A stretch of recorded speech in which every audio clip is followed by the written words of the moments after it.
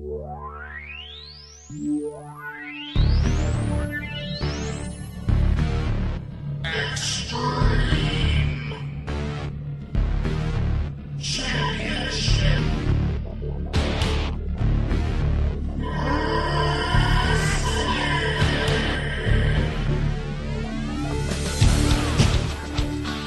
to the Butts and Seats Podcast, episode number 31. Woo! We are back in the land of extreme. I'm Nick alongside Emily. Hello. How do you feel about being back with ECW?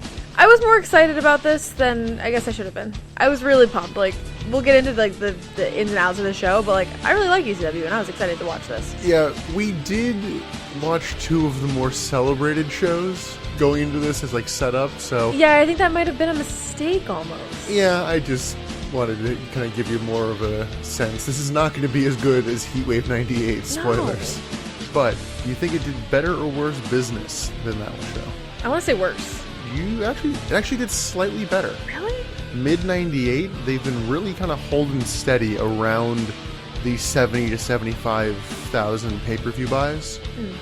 The information with these pay-per-view buys isn't always as super accurate, but this show apparently did 75,000, and next month we'll do 99,000. Compared to the, competition, I understand the allure of ECW. Like, that is not lost on me. I do understand it.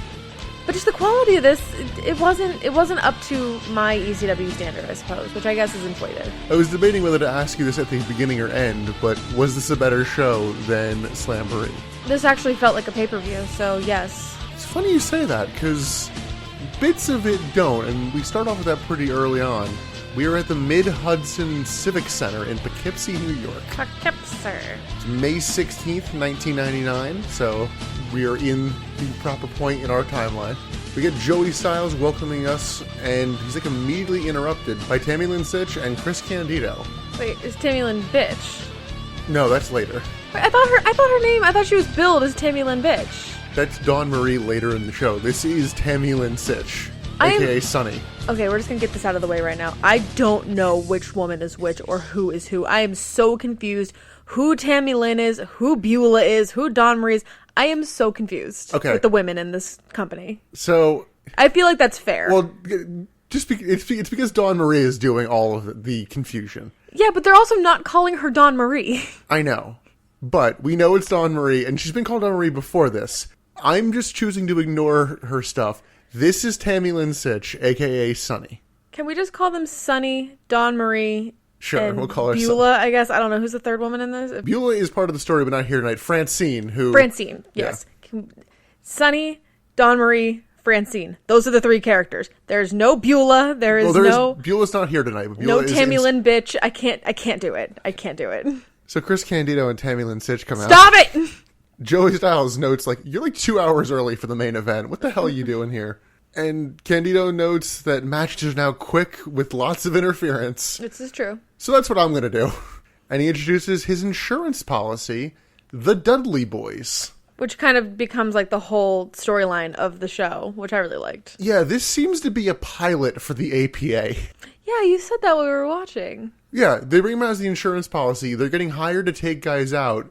And they will say to people, don't take this ass whooping personally, which appears on the back of an APA shirt. I'm like, oh, they just stole that shit yes, later. I guess they did. The Acolytes are a team now, but they don't become the APA until 2000. I did note that Chris Candido introduces himself as the man with the greatest body and is the greatest sex symbol. To which I noted, Scott Steiner must be quaking. Well, he used to be part of a team called the Body Donnas. Body Donnas? Yes. Ew. So the Dudleys come out, and in the background of them coming out, you just hear mild "She's a Crack Whore" chants. Which, even for 1999, is so crass. So as the Dudleys come in, Joey Styles bails. He hates the Dudleys, and they kind of hate him back, so it's yeah, all right, get the fuck out of there. Yeah. Candido says he can beat Taz straight up, but he is the Dudleys just in case. Also says he's going to be the new champion tonight, which prompts Taz to come out. Double clotheslines the Dudleys, and apparently this match is happening now.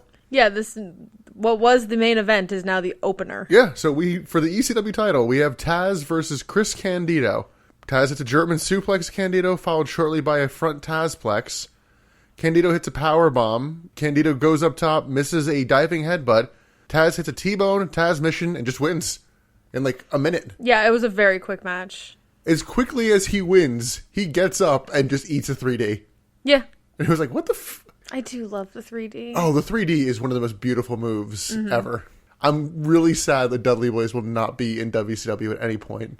Yeah, but honestly, I think I've said this later on in this show too, but they thrive in ECW, and they are underutilized in WWE to begin with. This is where they belong.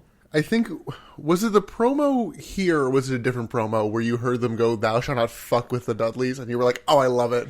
I think I've heard them say that before in like one of the other ECW shows that we watch, and I mean, yes, it's fantastic. Like, that is the best catchphrase. So we then go to the commentary booth, and Cyrus the Virus shows up. Okay, yeah, I was so confused by this whole bit. Yeah, so I have a little more information on this than you do in terms of just like knowing what to expect, but so Cyrus the Virus is with the network in kayfabe. Okay. You know, kind of like a standards and practices kind of thing. You put the network in air quotes. You actually mean like the television network in kayfabe. In kayfabe, yeah. He has no Gotcha. affiliation with them in reality. I thought you were only saying like the network as if they were like an ECW faction or something. No. Which isn't that far off of what other ones are called, so. No, however, I want to say there will be a group in WCW called Standards and Practices. Yeah, see, I'm not far off. Cyrus is Don Callis, who is currently the manager for Kenny Omega in AEW. Oh, cool. Who is frequently being called a carny piece of shit on AEW television. Great. So Cyrus comes out and he's like, Joey, don't worry, I have complete creative control over your character. Cyrus is here to just make insider references for about 3 matches. He's not the worst, but everything he says is like, ooh, get it? The dirt sheets, inside reference. Oh, you need to get over. You have heat with backstage. It was grating on me. It felt unnecessary, too, to like the entire show. It didn't have any weight. Also, like, when he came up to Joey Styles' booth, he was just kind of telling Joey, like, everything's fine. Don't worry about the format. Just because everything's a little weird right now, don't worry about it. Like, if I was Joey, I'd also be a little concerned. I'm like, my main event just went first, and now I don't know what the hell is happening. Don't worry about it, man. Everything's fine. Like, okay, then tell me. What's happening? I don't know. It's stupid. I didn't like Cyrus's gimmick. It weirdly reeks of Vince Russo, and I know he has literally not even a shred of credit for this, so it's just like... Every day we get closer and closer to Vince Russo coming to WCW. So after Cyrus kind of joins Joey on commentary, we still have the Dudley Boys in the ring. Buh Buh Ray grabs a mic and kind of brags a bit about their recent accomplishments. This is good. A few items of note during this promo. They say they hacked up the Sandman, which was great. I thought was a great line. That was great. Devon eats live bait, which I don't get that one. Might be a reference to Chastity's porn recently being discovered, which was called live bait. Why would he eat it? I don't know. Well, I mean, I think you just wanted to... He just wanted to say live bait somehow. I'm guessing either wanted to say live bait or was making an oral sex joke. I don't know. Yeah, it's a stretch either way, but if that's a chastity jab, then I like it. It's kind of funny. I'm guessing it was because it was the only one I had no context for, and I'm like, I guess it's that? Because then they say they broke up the Eliminators, and now Perry Saturn wears a dress. That one was my favorite. Says they also kicked RVD's and Sabu's stinking ass, which... Got him. Yeah. Yeah. Bubba challenges anyone to fight them right now, which prompts Balls Mahoney to come out. Who the hell is Balls Mahoney? I don't really have an answer for it. He's just like... His character seems to be, I'm an ECW guy. You know? Just generally around ECW. So this seems to start as a handicap match, and Balls manages to fight him off for a bit, including a top rope, like, falling elbow. It wasn't great. It was not a dive. It was a, I don't know, a flounder at best. Yeah. There's a mild you fucked up chant to this. Yes. He then covers Bubba for a pin. I'm like, oh, this is a match? Well, they did say that they wanted to have, like, a brawl with somebody. Well, they said they wanted to fight somebody, but, like, there was no bell ringing at the start of this. Right, it was just like, oh, okay, I guess I'll pin him now. He goes up top, and they both toss him off the top rope until Highway to Hell starts playing. Which I did not know that this was this person's intro music. Yeah, apparently it's Little Spike Dudley's theme. Had no idea. So, at this point in ECW... Spike Dudley is already estranged from the Dudley Boys? I think he was he was last show, too. is he ever, like, not estranged from them? Because he's definitely estranged in WWE. I don't think I've ever seen him, like, unify with them. He was unified with them for a little while in WWE, like, when he first came in. Really? And then he, like, immediately turned. Well, he didn't turn. They did the, like, Romeo and Juliet thing with him and Molly Holly. Yeah. Because it was the Dudleys and the Hollys. It's like, oh, you two. And then I think what we're currently watching in 2002, him and Bubba have teamed up because they split up the Dudley boys. And they're like, we're going to make Bubba a single star. And then they had nothing to do with him. Bubba's not a singles guy. He actually, later in his career, is and is fantastic at it. Okay, that's good. So when he goes as Bully Ray. It's a whole TNA thing. And TNA. Like, that's what I'm saying. I don't think that the WWE utilized the Dudley boys properly. Because, like, Devon even gets annoying when he goes off to being, like, Reverend Devon. And he talks about the evils of masturbation. I just find him annoying. I want to move on from the Dudley Boys history segment here, but I cannot leave this without telling you who in TNA Bully Ray marries in kayfabe. God, who? Brooke Hogan. Brooke knows best, man. So Spike Dudley comes through the crowd, and the Dudley Boys are like looking up at the stage, expecting him there. So he hits a low blow on both of them, and then hits an acid drop. Balls vaults Spike onto Sign Guy, and then back inside, and the three play catch with Spike Dudley until the Dudleys just yeet him over the ropes to the outside. There is really no other way to say that. It looked rough. It did look rough. That man takes a lot of hits. Fuck you, Bubba chance leads to a big Samoan drop, and then a table entering the ring. Bubba goes to dive through Spike on a table, but then gets low blowed, but manages to hit a Brett's Rope Bubba Bomb through the table. The Bubba Bomb. That's just a good name for a move. This only gets a 2 as Balls breaks up the delayed pin. Anytime you say Balls, I'm gonna giggle. I'm sorry. Devon gives Spike his last rites before a 3D, but Balls breaks up the pin with a chair, and then hits 2 big chair headshots on the Dudley Boys. That's kind of his thing, too, is just big chair shots. Joel Gertner then comes in the ring and hits the lightest chair shot. Literally just taps him. Well, luckily, it's meant to be bullshit because Balls is just like, what the fuck? Yeah. Joel then throws matches at Balls. So Balls then suddenly has lighter fluid and drinks it and blows a fireball at Joel Gertner. Which was so fucking cool. Yeah, like, it wasn't that close to him, but the visual was cool enough where I'm like, it's fine. It was worth it. I mean, anytime I see somebody successfully do, like, a fireball like that, I think about the failure of Hogan's fireball. I'm like, this is what you wanted. This is beautiful. Then get a low blow on Balls. 3D, Dudley's win. Literally a low blow on Balls. Apparently this was for the title. Yeah, like, what? Oh, they retained. And I'm like, dude, this is a match at first. And then like, oh, it's a title match as well. Okay. This is where they said, thou shalt not fuck with the Dudley Boys. And then what did they say? I don't remember. I didn't write that down. It's a Dudley Boys promo. You know what's next. Testify. Oh, I don't think I remember him saying testify. Yeah. Oh, okay. Thoughts on the match? I thought it was really fun. I really liked the fireball. I love a fire spot. I like a fire spot when it is used sparingly. I think that they overdo it with Kane in the early 2000s. Well, Kane wasn't really throwing fireballs too often. No, but people were trying to, like, scare him with fire. And, ooh, spooky fire. I'm Triple H. I'm going to light you on fire. I didn't like that.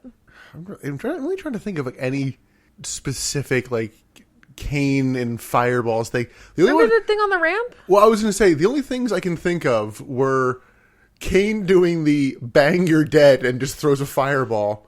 There was also Triple H dressing up as Goldust for some reason with a flamethrower. And then early on in Kane's career, he had lightning strike one of the, like, ring workers, and he just caught on fire.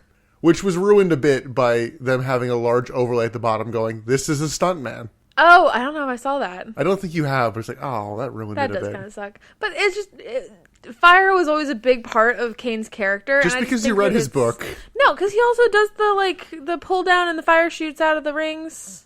Yeah, you know when you're afraid of something, you just conjure it. Yeah. But there's just a lot of fire with him. It's just too much fire. When it's like, you don't expect it, I love it a lot. You know, Indiana Jones always using snakes as weapons.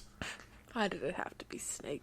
So from here, we get the pay-per-view opening package, which, again, is just like a general ECW hype package. Yeah, like, it's pretty like generic. Bam Bam Bigelow is still in it. I'm like, what the fuck, Yeah, guys? you gotta update your graphics. Oh, and for the record, we are watching one of the like original kind of streams again. Oh yeah, with the original music and all that jazz. Yeah. Well, I guess us saying Highway to Hell probably cued people in that, but because we actually forgot to mention the very start of this pay-per-view, the version we had, you can hear Joey Styles going, "All right, guys, we're going live in 10, 9, 8." But I loved that. Yeah. I really loved that. I don't know if they do that for other ones or if that was actually a botch or a mistake, but I thought it was so cool. Like, yeah, it was a cool kind of thing. An extra bit of authenticity with it. So moving on, our next match is Super Crazy versus Taka Michinoku. We're kind of zooming through the show right now. I mean, to be fair, we're 3 matches in, but one was a minute long. Touche, you're right. But yeah, can we talk about Super Crazy's name?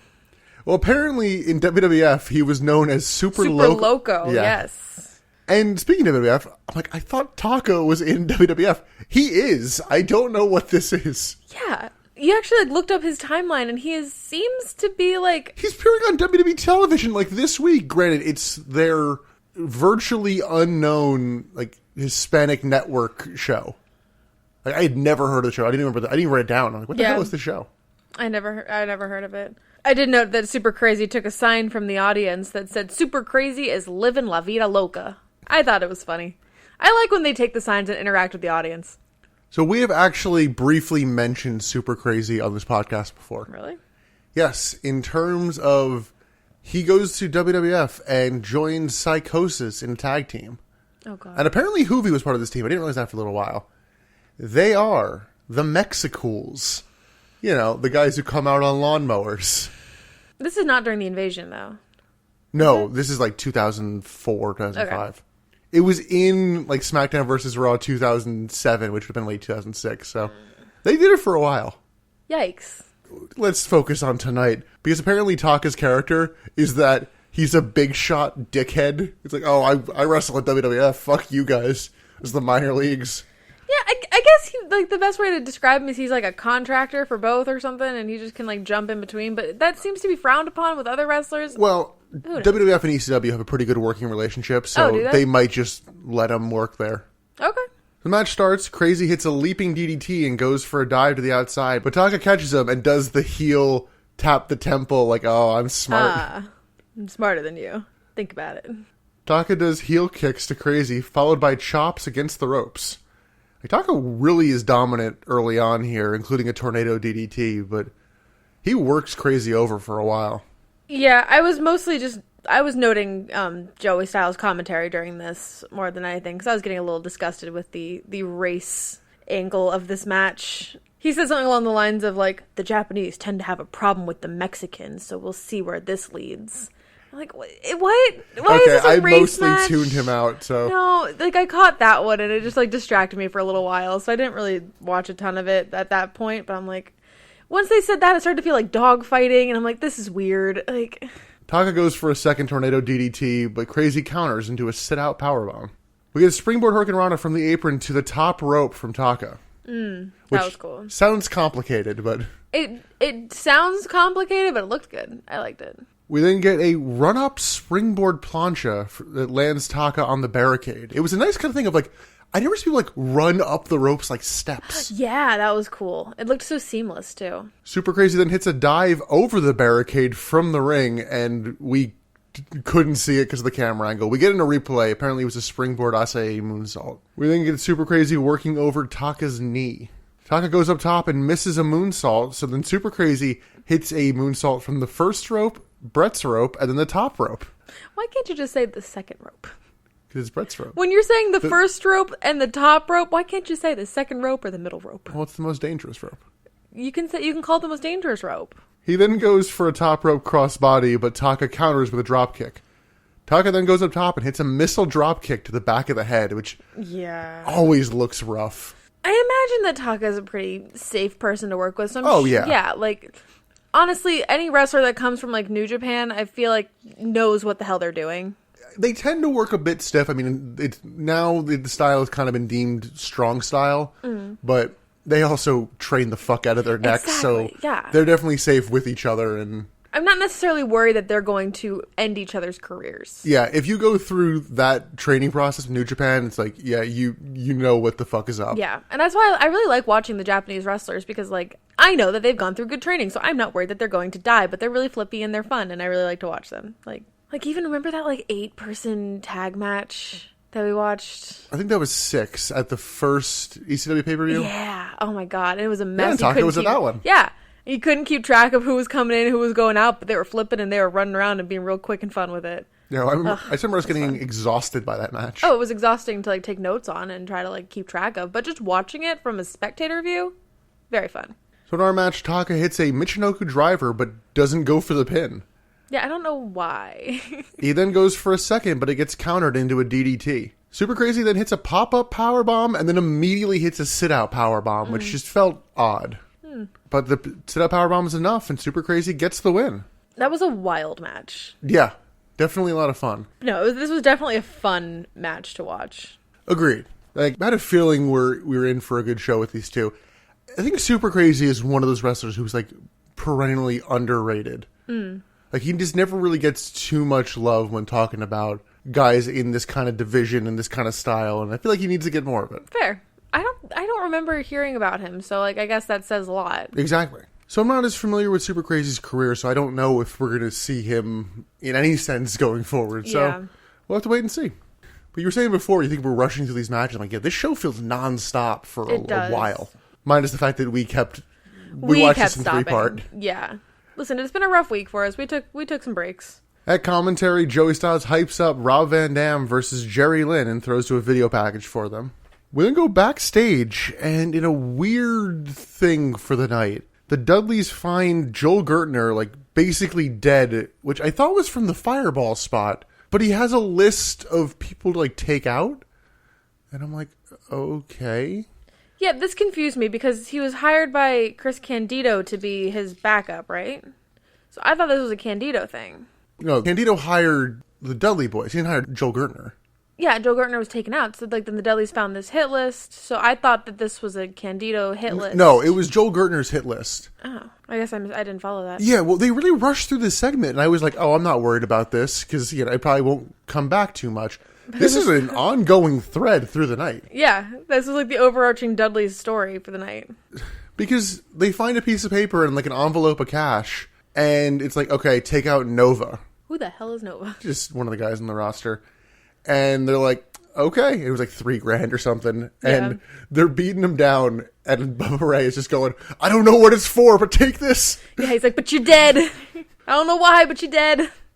So we will return to these guys a couple times through the night. But you were talking about your love of the Japanese wrestlers. We get one of our favorites. My boy Tajiri. We get Tajiri versus Little Guido. Which already sounds racist. Yeah, he goes on to be Nunzio in WWF. Okay. With Big Sal. This just sounds racist. Big Sal, who's apparently 600 pounds. And I'm like... Bullshit. Yeah, I've seen heavier looking wrestlers. But he does get a large amount of you fat fuck chants. Oh, is that what they were saying? I couldn't differentiate that. There were so many different chants in this show, I didn't get them all. So this match starts real technical to start, which I guess... I had only ever seen Nunzio portrayed as like a joke in WWF. Yeah. So this was surprising to me. I'm like, oh shit, he can go. And we know how good Tajiri is. He can be technical when he wants to be. He does an interesting move, which is like a leg lock throw. Like AJ Styles kind of does that like leg lock flip kind of thing, setting up for the calf crusher. But Tajiri just lets go and like sends Little Guido flying. Yeah.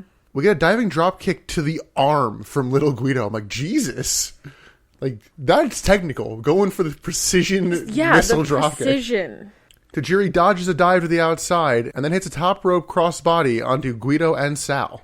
Sunset Flip is countered, but then countered again into a tarantula from Tajiri. I love the tarantula. But Sal breaks it up. That's such a good submission move. The issue is it's so you unique. Can't win with it because you're in the ropes. No, you can't win with it, but it is so unique when it comes to like other submission moves. I do like the fact that it feels so dangerous that it's like you can't win with it, but like you have 4 seconds to do a crap ton of damage. Yeah, and you can and you will. Tajiri counters a head scissors and then tosses Guido onto the ramp from the ring. We get a springboard famouser onto the ramp. Similar to our other match, we then get a step up the rope springboard splash from Little Guido. Yeah, I guess it's just like a thing that they were throwing around backstage, and we're like, let's just play with this. Or they were watching the match and go, oh crap, that'd be cool. Maybe, yeah. Guido catches a springboard crossbody into an arm breaker in a really smooth transition there. Yeah, Tajiri's just so good. Guido distracts the ref for Sal to interfere, but Tajiri kicks out. Sal then tosses Tajiri around the outside. It's real sloppy looking. Sal is clearly not a super trained wrestler. No, he's just big. Wrestling tends to just, like, hire big people and be like, go, ring, rah. I actually have no idea who Sal is. I realized that kind of as I was watching this, and I'm like, really? It's weird that I, like, never heard of a guy. Yeah. Tajiri goes for a Hurricane Rana, but Little Guido catches him with a powerbomb. Tajiri starts hitting drop kicks to the knees afterwards. I was like, ooh. Mm-hmm. It's always nice getting those really targeted kind of body shots. Yeah, when they're just like a drop kick that's not just like to your body as a whole, it's more interesting. He goes for a dragon suplex, but it ends up in a weird like pseudo airplane spin kind of move. We get a big slap, and then Guido is put in a tree of woe, followed by a rough looking running drop kick to the head. Yeah. Tajiri knocks Sal off the apron and then hits a spinning back kick and then a brain buster to Little Guido and gets the pin. With that kick to the head, like, we know that, like, later on in the show, there are some, like, mental issues, like, or concussions, I suppose I should say. Do you think that this was a concussion at all, or was it just rough?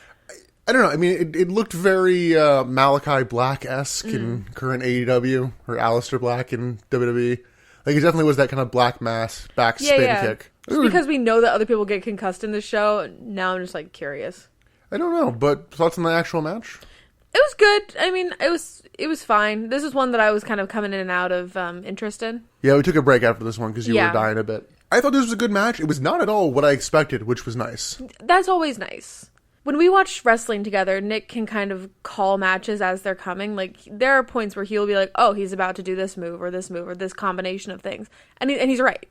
So when you're pleasantly surprised, I'm like, oh, okay, this is good. It's kind of rare that Nick is like, oh, shit. So, well, oh shit for a different reason. Up next, we have a video package for Tommy Dreamer versus Lance Storm. The fan of Ric Flair's penis, Tommy Dreamer. Oh, Tommy, you're an idiot. This is also a weird promo package of... They didn't do a great job telling the story. It just really seemed like Tommy Dreamer wants to kill Dawn Marie, and Lance Storm is a heel who's trying to stop this from happening. Yeah, because Lance Storm is the heel in this because he won't let Dawn Marie die. However, what they're leaving out is that, like, Dawn Marie has been a total fucking heel and is going by Tammy Lynn Bitch, B-Y-T-C-H, but is also going by Beulah. Yeah, this is where I got confused. And apparently has received plastic surgery to look like Beulah. So this is also where I got confused because I don't believe in the 3 ECW pay-per-views we've watched, we saw the personification of Beulah. We didn't see her as a human because we saw the dummy that the Dudleys have of her. No, we technically saw her. When? We saw her do commentary, in so many quotes, with Tommy Dreamer in Bare Legal's main event, where she just shows up, doesn't say a word, and just sits on commentary. How could I forget? I know. Yeah, so when I saw her come out and they were like calling her Beulah, I was like, oh, that's Beulah. I think I said that to you, and they're like, oh, but they're billing her as Tammy Lynn Bitch, and you're like, no, that's Dawn Marie. I'm like, I'm so lost. This is where I got confused. Yeah. I think rightfully so. It's a messy story. We then go backstage. The Dudley Boys now have a bounty for Rod Price on their list. What's up, Rod? Apparently the price on him is $3,000 because the ongoing thing is also Bubba being like, oh, I like Rod. It's like $3,000. It's like, okay. Rod's gotta die. It's like, I never liked that hillbilly anyway. But like, as they were beating him up, they were going like, what's up, Rod? What's up? Nothing personal, brother. What's up, Rod? I'm like, okay. It's a very polite beatdown. I know. We then get an ad for ECW's online catalog. So I did go to ECWWrestling.com, as I do. I always like to see if these websites, if somebody bought them and kept them alive as like a nostalgia site or something. This site is still alive. It looks, like I said, it looks like somebody bought it, but it is still about ECW wrestling. From what I read on the page, it looks like it's going to be a this day in history of ECW, but who knows how old this page is. It is linking to a bunch of different ECW wrestlers' cameos and personal merchandising pages. So it seems newer. Exactly. The cameo thing kind of got me to be like, oh, maybe. But they have like Tommy Dreamer and Rob Van Dam and Just Incredible. So who knows? I have no idea. I can only imagine what Tommy Dreamer's cameo requests are right now.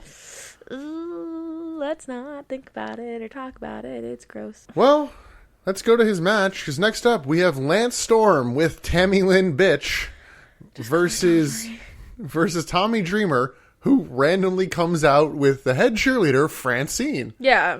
What? I don't know. I do not have an answer for you. And what a heel Lance Storm is, making Dawn Marie put on panties before she comes down to the ring. Yeah, he like body shields her and hands her underwear and makes her put them on before they come down the ramp. Which is probably for the best, because Honestly. there's a lot of moments where you could probably see right up her crotch during this 100%. match. If you the dress that she was wearing was quite short, so she bend over to like check on a wrestler or whatever, you can see her whole butt. And the audience will let you know when they could see her whole butt. Well, they were also letting you know when you could see Francine's butt. Oh, maybe I'm confusing the two. They were doing it for both. Okay. Cyrus leaves commentary before the match. He was so notable, we literally don't have any notes on his commentary. Nope, not at all. Yeah, it was a little too insider, but it wasn't go away heat, at least an extreme level. It wasn't go away heat, it was just why are you here heat. Yeah. But I wouldn't say he actively took away from any of the matches for me. No, I don't think so. Lance Storm comes out in jeans and a tank top. I'm like, this is a weird look for you. It's very Billy Kidman. Well, these are long jeans. I know, but he's got his jorts. Well, the reason for it is like, all right, this is going to be more of a street fight than like a wrestling match kind of thing. Tommy Dreamer comes out with Francine, as mentioned. Early on, we get an Aloha Dreamer, which leads to a trash can lid shot. Mm-hmm.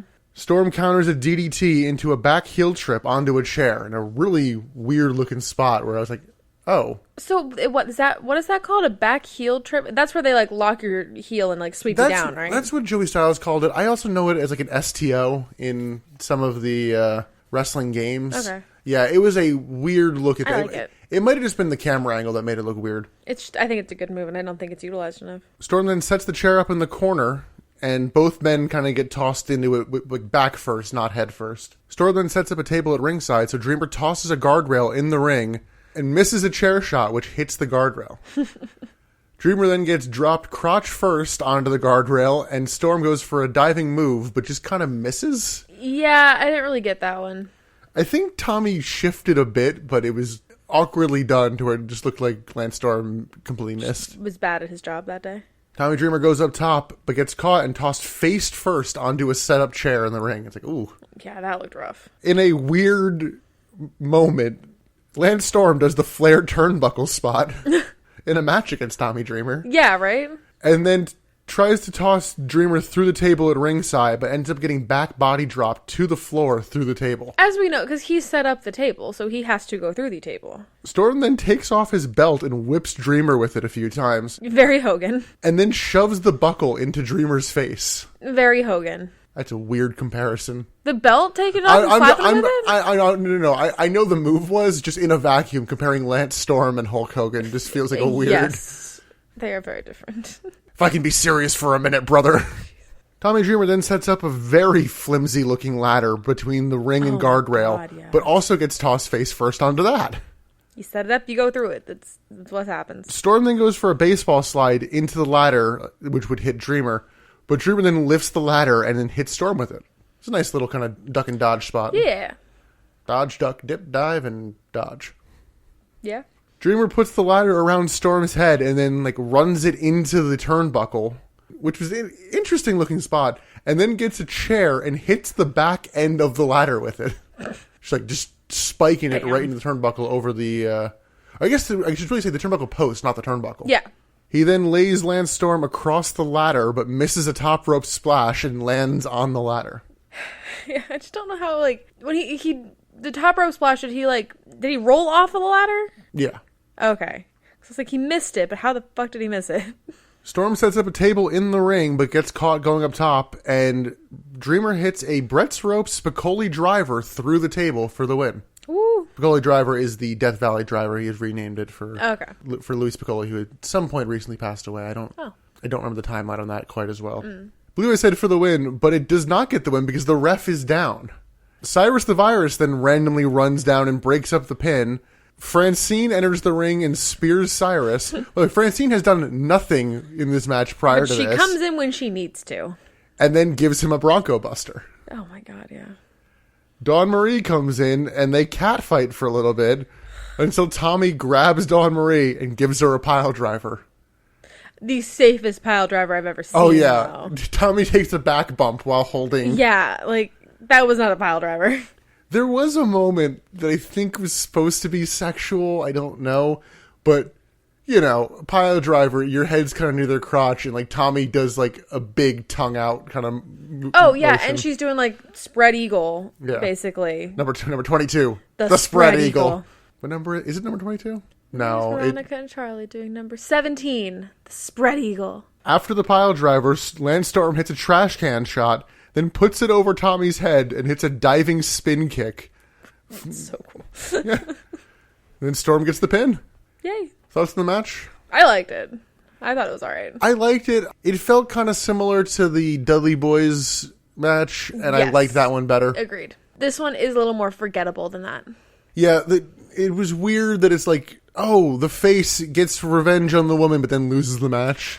Yeah, they do a weird spot afterwards of, like, Tommy crawling out and Francine's with him. I don't know why Francine's with him. In terms of story, I don't know how much that ties in. But, again, we're also not watching ECW weekly, so that may be why. They did a good job at explaining everything else, though, so the fact that that wasn't explained, there might not be a reason behind it. Backstage, the Dudley Boys continue their bounty list. Jack Victory is apparently next on the list, and like, oh, what the hell? Jack's our boy. It's like $5,000. It's like, all right. There goes our boy. Yeah, they managed to, like, sneak up on him because, like, Devon's like, I gotta poop. I gotta take a shit. Come on. Oh, my God, yeah. And there's a beautiful shot of Bubba hides while Devon is trying to draw Jack Victory out, and Bubba just peeks his head out of this, like, dark doorway. It looks like a cartoon. The Dudley Boys are a little cartoonish. In, like, a good way, though. Yeah, the two beat him down, and that's it for Jack Victory. Yeah. We then get a really creepy shot of Taz's face. And he's kind of, like, trying to sell, so he's, like, hunched over, and, like, it just looked unsettling. It was just so tight on his face, too, that I didn't really catch anything he said, because I was just so turned off by the shot of it. Yeah, he cuts a promo, and the main gist is he challenged them to a fight tonight. He's like, I don't want to wait until, you know, next TV, pay-per-view, whatever. Like, no, tonight. Yeah. And Go ahead. And then there's an interviewer who did not get set up as, like, before this, who tries to wrap up the segment, and Taz is like, yo, what the fuck are you doing? Trying to steal my line? And then does his catchphrase. It was so bizarre. I'm just so not into Taz. I remember you saying, like, oh, you'll like him in ECW. You like him where he's, like, peak Taz. I am just still so not into Taz. Okay. He's not for me. I was thinking it later on when we do get this match. It's like, I don't care. I'm so much more interested in the other people in this match. Taz is just incidental to me. Well, fair enough. We'll get his match later on. Next up, we get Jerry Lynn versus Rob Van Dam for the television title. But Rob Van Dam's not alone, Emily. Who's with him? You'll remember in, I believe it was, was it Heatwave? It was both, I want to say. Okay. You'll remember in our past ECW pay-per-view podcasts, there's one character that makes us want to rip our eardrums out of our ears, our eyeballs out of our sockets, and it made us turn the volume off of our television, which makes watching wrestling very difficult. It is the Whistler, Bill Alfonso. I fucking hate this man. So yeah, Bill Alfonso and his fucking Whistler here. Choke on it. Sabu is not here. In kayfabe, Sabu cannot enter any arena doing wrestling because of some weird, like, athletic commission thing. I wasn't sure who was responsible for this at first, and then it's like, oh, it's Just Incredible's, like, lawyer or something. But can we talk about how fucking over Rob Van Dam is here? And for why? He's meant to be the heel, too. Oh my god. Yeah, like, I love Rob Van Dam. Like, we're watching him in our watch-throughs. Like, he's a good character. I like him enough as a wrestler. He just showboated. 75% of this match was just him showboating. Okay. And I suppose that's like a heel give credit. The first 5 minutes of this match is a lot of showboating. and it works real slow. Once they get going, it's not They do stop start a bit. Well, there's a reason for that as well, but we'll get into that. But when they stop start, he showboats. I find it very frustrating to watch. Okay, I wasn't bothered by this at all. Oh, I really was. I did not like this match, spoiler. Oh, wow, really? Yeah, no. Yeah, Jerry Lynn is effectively working heel here, and they roll with it, which is nice. They don't try to do the Roman Reigns, no, you love him. Yeah. They do constant quick counter kind of dodges to start the, like, oh, I can't hit you, you can't hit me kind of thing. Yeah, I'm not sure that made either of them come off looking good, though. Yeah, that's a spot that's divisive. I'm not huge on it. Some people are like, oh my god, this is the greatest wrestling I've ever seen. No. As mentioned, the first, 5 minutes, Rob Van Dam is constantly chatting with the crowd and just being like, oh, I'm great, just, And if he's the heel, you would never know it because every time he stops, the crowd loses their goddamn minds. Yeah, they're at least rolling with the roles they have tonight, especially the type of match they're doing. You can get away with kind of just flipping it for the night. Mm-hmm.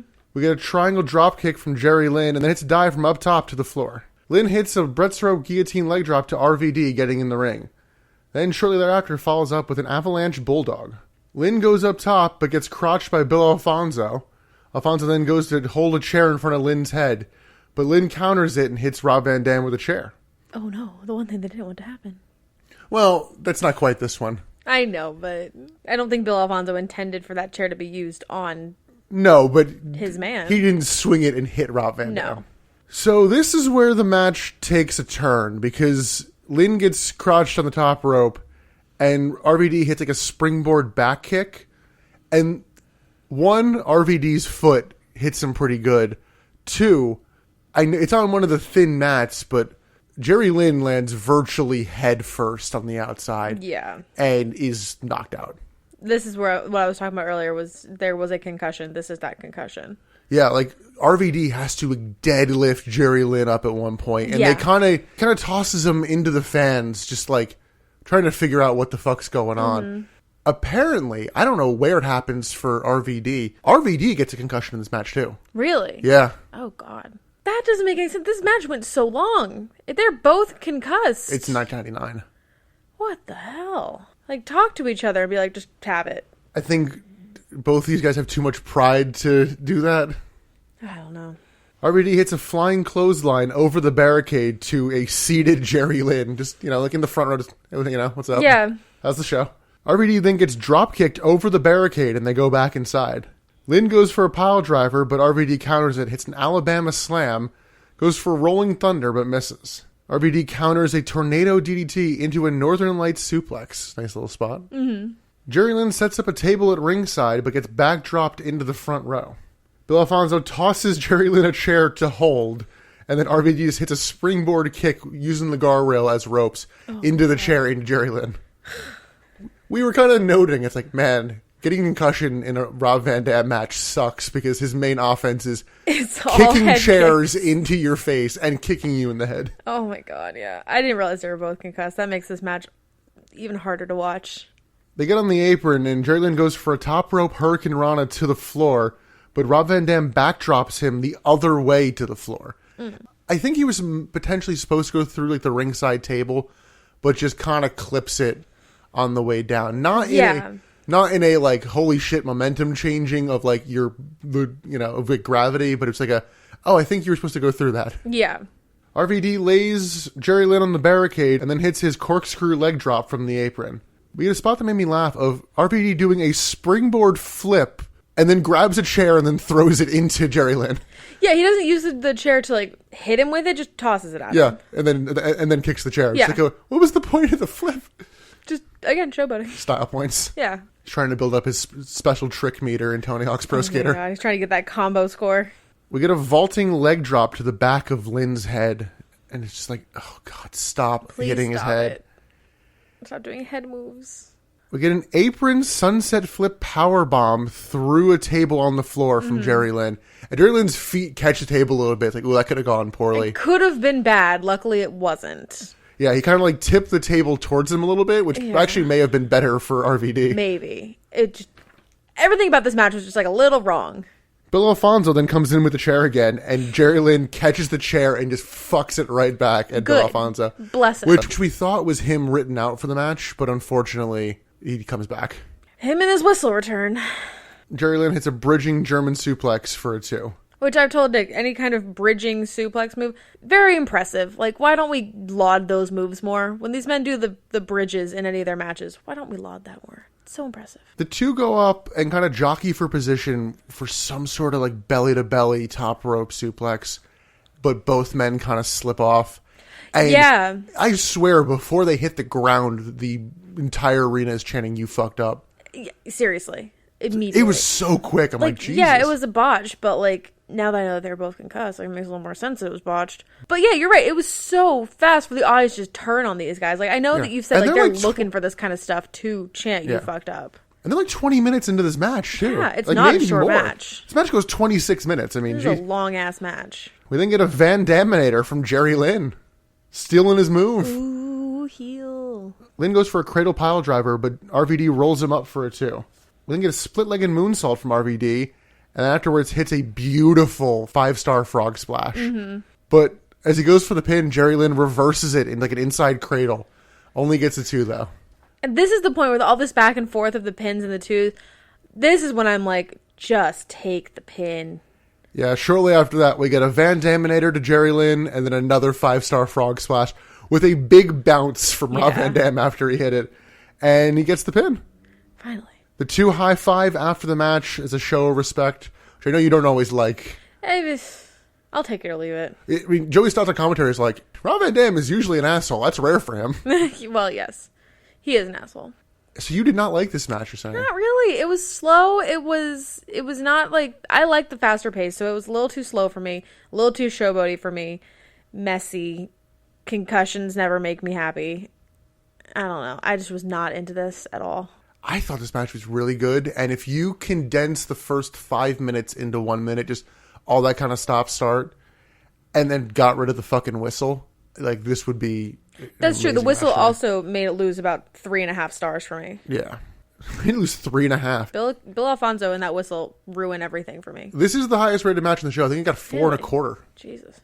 I was so bored during it. I was just so not into it. So apparently this opens the next ECW television show. There was going to be a whole Paul Heyman shoot promo on the network that they didn't end up airing, so they aired this instead. Really? Oh, that'd be fun. I love Paul Heyman shoot promos. I don't like Paul Heyman, but I like it when he like goes off. We go backstage. The Dudley Boys pace and cut a promo on Taz. They're just talking shit on him. Suddenly, Big Dick Dudley arrives, and he's like, "Guess who I got? It's Taz's cousin."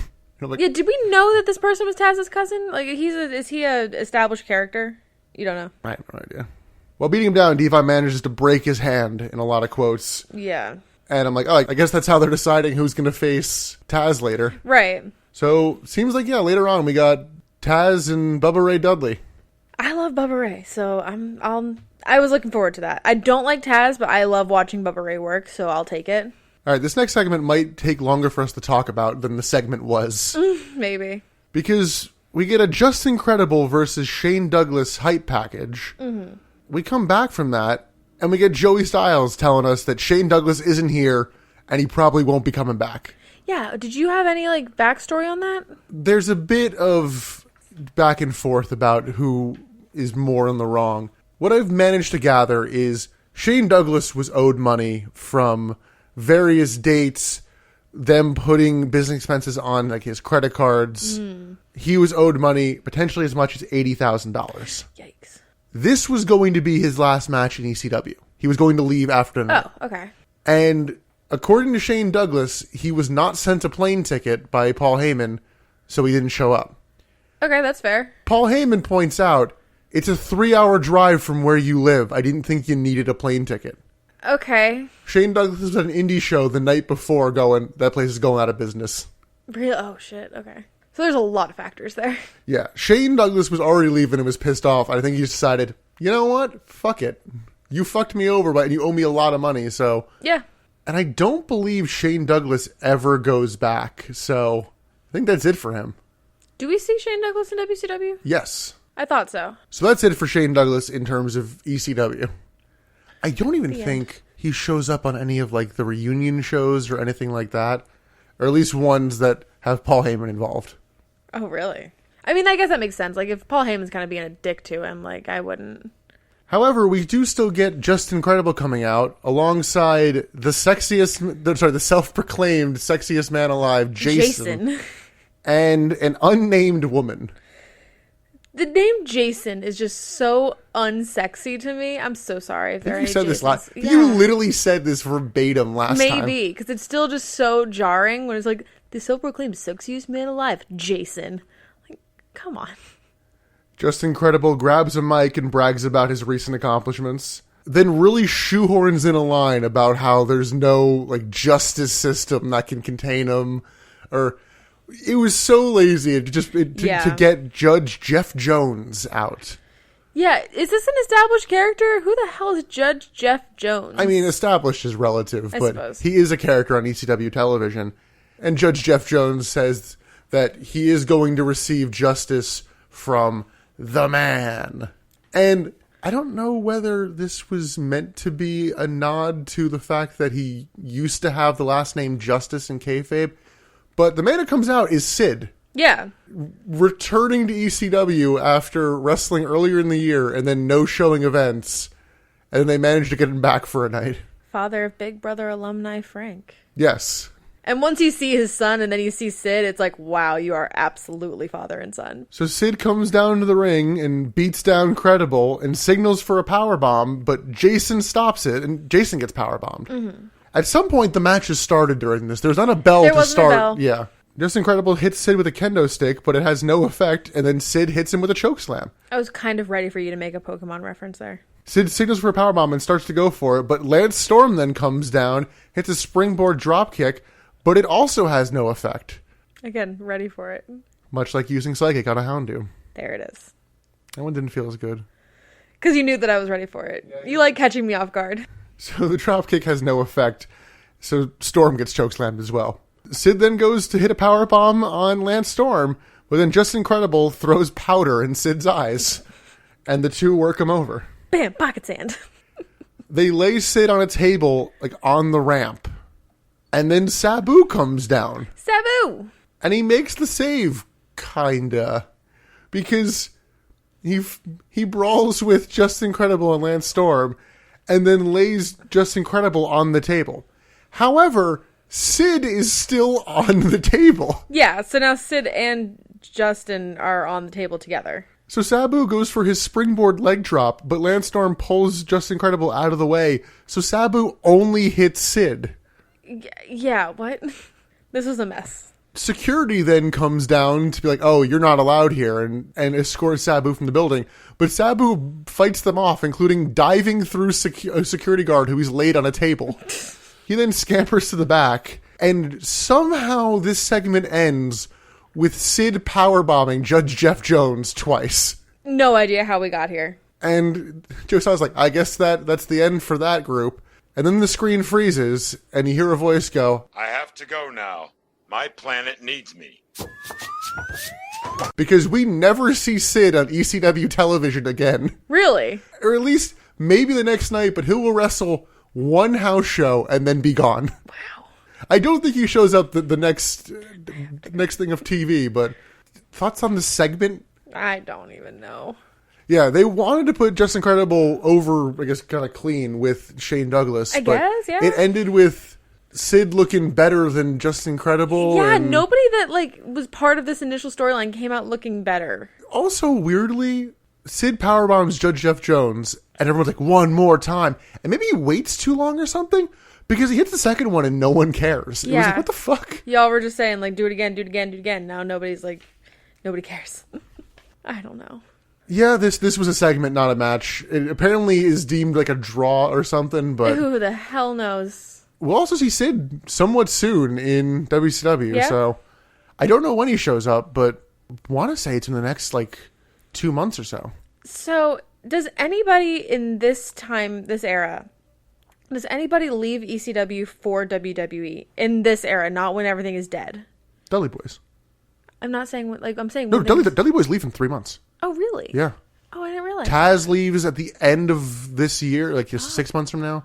God, I thought they all stuck it out. No. The issue is a lot of guys come over before WrestleMania 17, which is before the Invasion stuff, because true. ECW was kind of done. But yeah, in terms of the calendar year 99, I think on this show it might just be the Dudley Boys and Taz. There are a couple more guys that definitely do show up, but aren't as big a deal. Yeah. I guess I thought that they stuck around longer. I didn't realize. Because it does seem like whenever anybody's leaving from ECW right now, they're going to WCW, not WWF. Yeah. So I was just interested in that. So next up, we got Joey Styles hyping up our main event, which is Buh Buh Ray Dudley versus Taz. Bubba comes out with both tag belts and signed Guy Dudley. He grabs a mic, doesn't say much of note, but gives the crowd context that Devon broke his hand beating the living shit out of Taz's cousin, in his words. Were you getting annoyed with... When Bubba Ray was coming down the ramp, he was talking at the camera and like kind of doing a promo, and Joey Styles was talking over it. Were you getting annoyed by that? No. I was. I want to hear Bubba. Short version of the promo, he's going to be the new ECW champion. Taz comes out and they start out fast and Taz hits a suplex. Taz then grabs a mic and makes it FTW rules, which means it's going to be falls count anywhere. Taz gets distracted by Sign Guy Dudley and Bubba gets the advantage, and Bubba just works over Taz for a good portion of this match. Which I love. They brawl up the ramp, and a good portion of this match is just kind of nothing brawling. So, at the top of the ramp, Taz grabs a sign from the audience and hits Bubba with it. Was it the audience or was it the stage? Because it was like a metal sign, it sounded like. But it said FTV, which you've told me is fuck the world. Well, why is it V? I think it was just a poorly made sign. It was supposed to be W. It definitely said V. Again, I know. It definitely said FTV, so when I asked you, FTV, what does that stand for? And you said fuck the world, I was confused. Yeah, it's the FT Vavitch. It might be too niche a joke. We do get an interesting spot, which I don't think I'd seen before, where they're fighting on the ramp, and we get an Irish whip to the ropes, and Bubba bounces off the ropes and then bounces back, like you would inside the ring, but it's on the ramp. I'm like, oh, it's not a spot you see a bunch because it's usually a lower ramp. Yeah. This leads to a drop toe hold. Like nothing really exciting came out of that. I'm like, oh, that's a bummer. They brawl through the crowd, then into the lobby. It's a lot of just punches, kicks, nothing super interesting. They go back into the ring eventually. Bubba works over Taz, and then Taz catches him with a Brett's Rope Tazplex. Devon then comes out and hits an inverted DDT for a 2 count.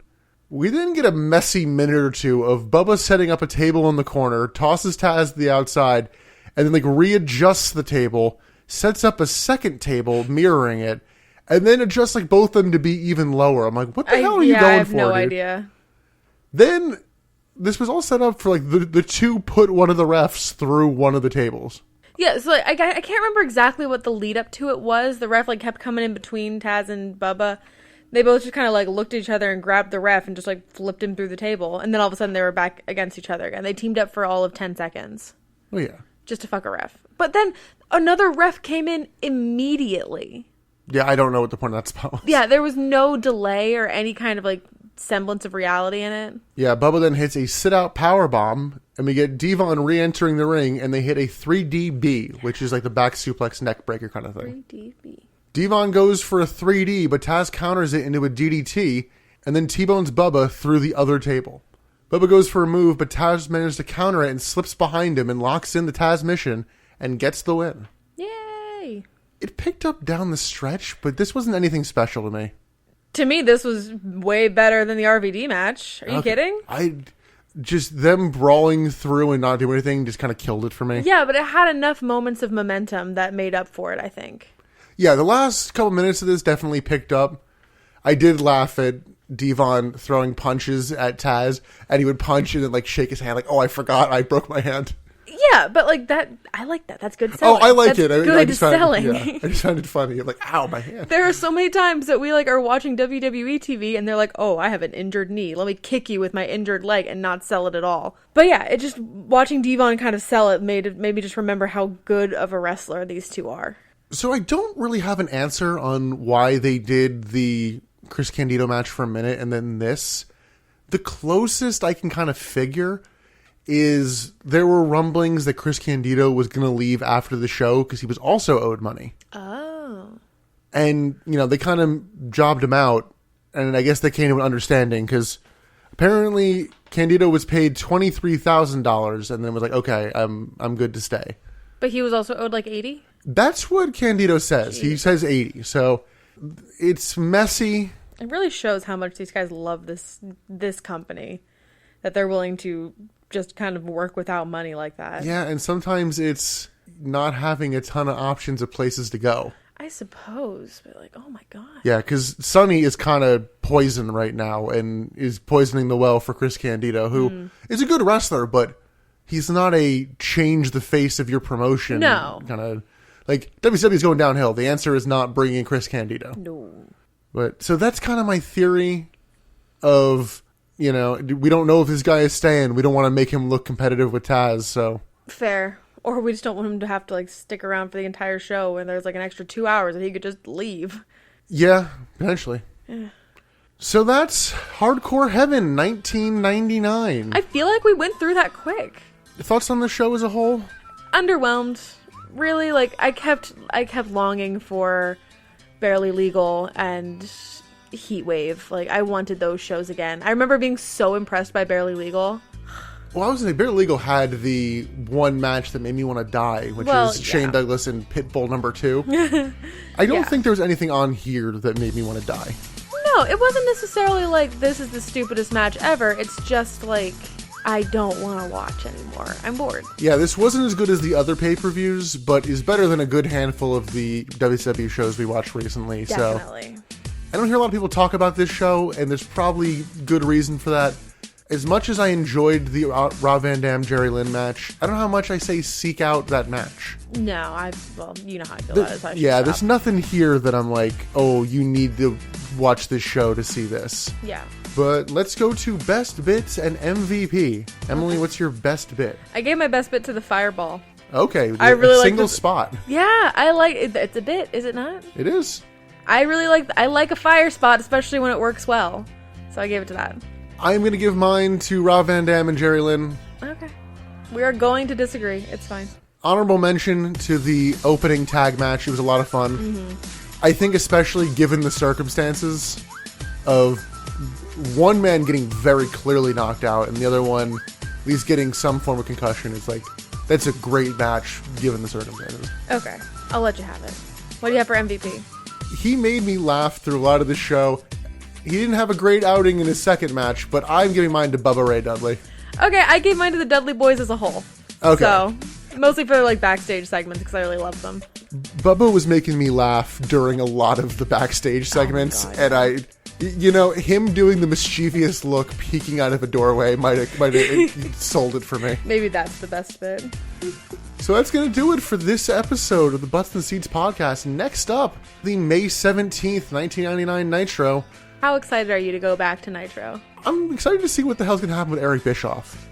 I'm excited to be let down by what's going to happen with Eric Bischoff. Yeah. Now that he's back in the storylines, I'm interested. I hate him, but I'm interested. We're on the road to our next pay-per-view, which I believe is the Great American Bash, and I'm looking. It is. That's mid-June 1999. And why would it be in July? That makes too much sense. I think some years it is. I think it's just a calendar thing. It is at the Baltimore Arena in Baltimore, Maryland. Hey! Now known as the Royal Farms Arena. Shout out to Rofo. Rofo! Are we going to be watching another ECW pay-per-view down the line? We will. Our next one is going to be Anarchy Rules, spelled RULZ, 1999. But that'll be in September. Fun. So we have a little while. Until then, you can follow us on Twitter and Instagram at Butts in the Pod. Search us on Facebook, Butts in the Seats Podcast. Subscribe to us on Spotify, Amazon Podcasts, Apple Podcasts, Google Podcasts, and Stitcher. Yeah, it's 5. Damn, okay. The 5 time. Listen 5 times. Listen once on every platform. So until next time, thanks for listening to the Butts and Seats Podcast. Bye.